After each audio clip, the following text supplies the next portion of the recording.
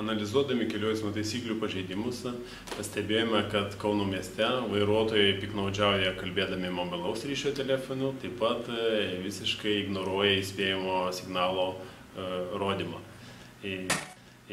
Neviešo patruliavimo metu per kelias valandas nustatėm 68 pažeidimus, būtent kalbėjimas mobiliuoju telefonu ir įspėjimų signalų nerodymas.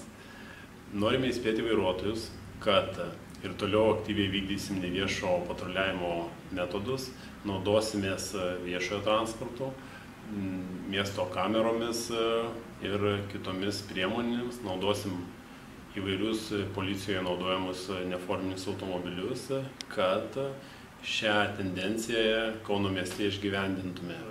Vairavimą transporto priemonės ir kalbant mobiliuoju telefonu numatyta bauda nuo 60 eurų iki 90, o už įspėjamųjų signalų nerodymą paprastiem vairuotojams numatyta nuo 30 iki 90 eurų bauda arba teisės vairuoti atėmimas nuo 1 iki 3 mėnesių.